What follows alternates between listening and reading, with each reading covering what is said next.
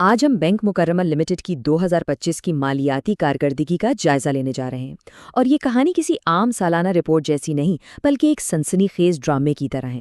یہ ایک ایسے ناقابل یقین یو ٹرن کی داستان ہے جس نے سب کو حیران کر دیا۔ تو آئیے سیدھا اصل بات پر آتے ہیں۔ یہ وہ عدد ہے جو اس ساری کہانی کا مرکز ہے، 8.83 ارب روپے۔ جی ہاں، یہ 2025 میں بینک مکرمہ لمیٹڈ کا ٹیکس کے بعد کا منافع ہے۔ یہ اپنے آپ میں ایک بہت بڑا عدد ہے، لیکن اس کی اصل اہمیت تب سمجھ آتی ہے جب ہم دیکھتے ہیں کہ اس سے پہلے کیا ہوا تھا۔ تو سوال یہ پیدا ہوتا ہے کہ اس سے پچھلے سال یعنی 2024 میں صورتحال کیسی تھی؟ کیا بینک پہلے سے ہی ترقی کر رہا تھا یا کہانی کچھ اور ہی تھی؟ اور یہ سلائیڈ اس ڈرامائی فرق کو بالکل صاف دکھا رہی ہے۔ 2024 میں بینک کو 5.21 ارب روپے کا شدید نقصان ہوا تھا، لیکن صرف ایک سال کے اندر قسمت کا پہیہ ایسا گھوما کہ بینک 8.83 ارب روپے کے بھاری منافع میں چلا گیا۔ یہ صرف کوئی معمولی بہتری نہیں، یہ ایک مکمل مالیاتی تبدیلی ہے۔ تو یہ ناقابل یقین تبدیلی آخر ممکن کیسے ہوئی؟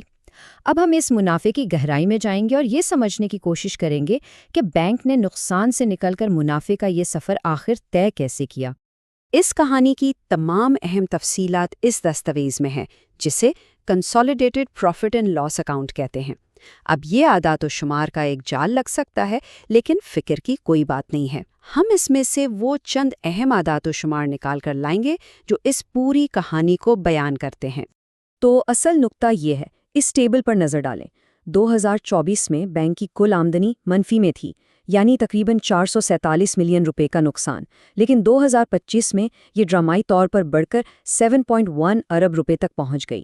آمدنی میں یہی وہ زبردست اچھال ہے جس نے نقصان کو سیدھا منافع میں بدل دیا۔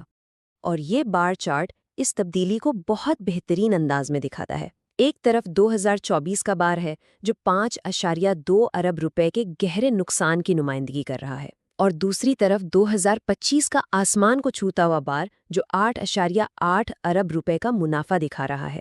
یہ بصری تضاد ہی پوری کہانی بیان کر دیتا ہے۔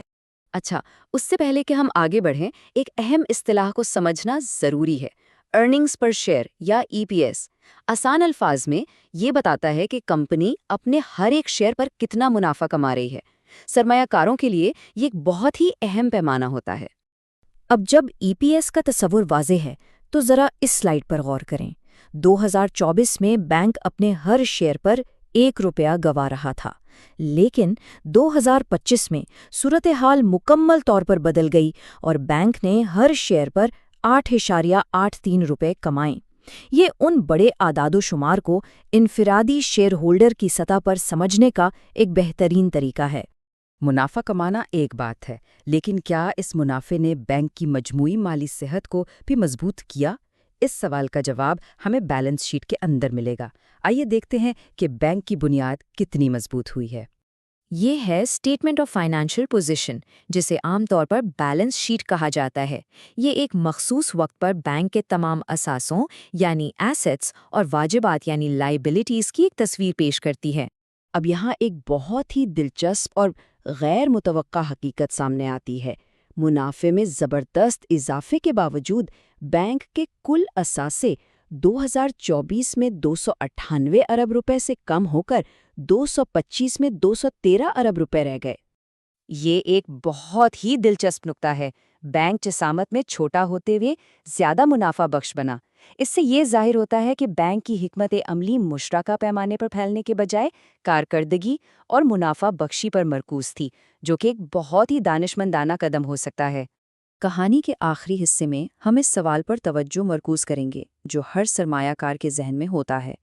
اتنا بڑا منافع کمانے کے بعد کیا بینک نے اپنے شیئر ہولڈرز کو اس کا کوئی حصہ دیا؟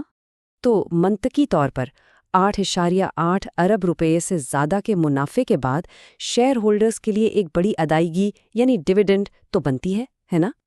آئیے دیکھتے ہیں کہ بینک کے بورڈ آف ڈائریکٹرز نے کیا فیصلہ کیا۔ یہ 26 فروری 2026 کا سرکاری خط ہے جس میں بورڈ آف ڈائریکٹرز کی سفارشات شامل ہیں۔ جواب اسی دستاویز کے اندر چھپا ہے، اور جواب بالکل واضح ہے، کیش ڈیویڈنڈ 0۔ جی ہاں، اتنے بڑے منافع کے باوجود بورڈ نے شیئر ہولڈرز کو کوئی نقد منافع نہ دینے کا فیصلہ کیا۔ یہ ایک چونکا دینے والا فیصلہ ہے۔ تو آخر میں یہ سوال باقی رہ جاتا ہے، کیا یہ فیصلہ بینک کے مستقبل کو مزید مضبوط کرنے کے لیے ایک مالیاتی دانشمندی کا اشارہ ہے، جس میں منافع کو دوبارہ کاروبار میں لگایا جائے گا، یا یہ ان سرمایہ کاروں کے لیے ایک مایوسی ہے جو اپنی سرمایہ کاری پر فوری منافع کے منتظر تھے؟ اس کا جواب تو وقت ہی بتائے گا۔